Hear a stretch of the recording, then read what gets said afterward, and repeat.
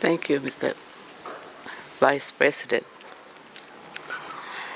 Distinguished Vice President of the Council, esteemed High Commissioner for Human Rights, dear members of the panel,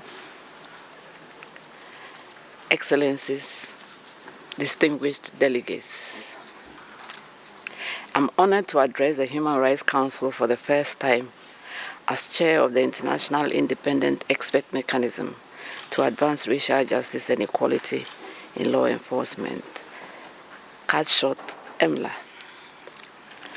I would like to express my appreciation for the trust placed in the mandate by renewing it for a further 3 years during the past council session.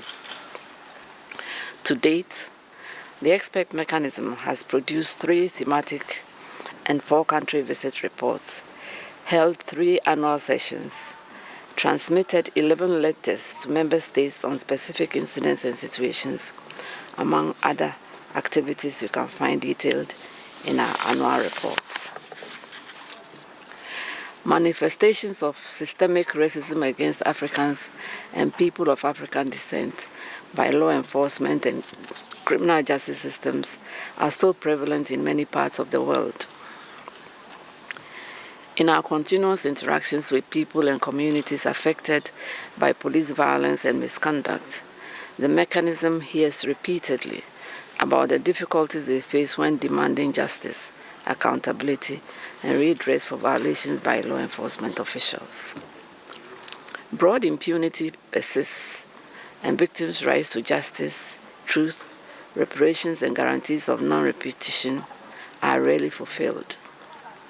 This is long overdue. It is time for states to invest in building strong institutions to effectively provide justice, accountability, and redress for victims. In its 2 previous reports, the mechanism explored 2 essential elements that can help fulfill victims' rights: the need for disaggregated data and the need to adopt alternative and complementary methods of policing. In this new report, the mechanism identifies 3 minimum steps that states need to take to ensure justice, accountability, and redress. Firstly, states need to establish effective reporting, review, and investigation procedures. For example, all incidents should be recorded and reviewed. Technology like body-worn cameras can really help in this regard. Affected communities and individuals should be allowed to actively participate in investigations. It is also central to examine the role systemic racism played in the incidents. Secondly, states need to establish independent civilian oversight bodies to law enforcement.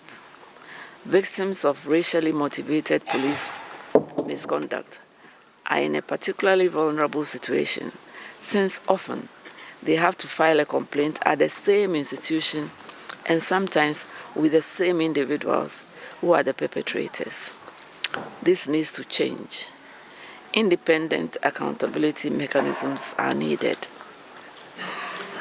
Thirdly, states also need to establish independent mechanisms to support victims and communities. Victims' right for prompt and adequate reparation need to be fulfilled.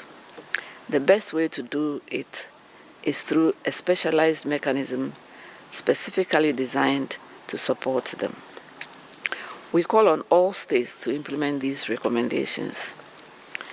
The mechanism would like to thank Brazil and Italy for the genuine cooperation extended throughout our country visits conducted at the end of last year and in May this year, respectively. In Brazil, the mechanism visited 5 cities where it met law enforcement, oversight bodies, public prosecutors and defendants, and visited 2 criminal detention centers. The mechanism listened to 117 testimonies from victims and their relatives. The mechanism found a systemic practice of racial profiling by law enforcement against people of African descent. Afro-Brazilians are 3 times more likely to be killed by police. 82% of the more than 6,000 deaths by police in 2023 were against Afro-Brazilians. Young men of African descent living in impoverished areas are the most affected. In Brazil, systemic racism combined with the current war on crime policies results in a social cleansing process which serves to exterminate sectors of society deemed undesirable, dangerous, and criminal. This is a systemic issue that calls for a systemic response, including accountability and redress for victims. In Italy, we traveled to 4 cities where we met law enforcement agencies, civil society, and visited different detention facilities. We also listened to direct testimonies. The mechanism found that racism leads to a prevalent presumption of criminality towards foreigners and persons perceived as such based on their ethnic, religious, or linguistic background, particularly towards Africans and persons of African descent. These biases contribute to racial profiling by law enforcement and to the disproportionate representation of people of foreign origin, especially Africans, within the Italian criminal justice system. Also concerning are the recent increase in incarceration rates, prison overpopulation, and cases of torture and other ill treatment. Our full findings and recommendations on both country visits can be found in the reports. Thank you, Mr. President.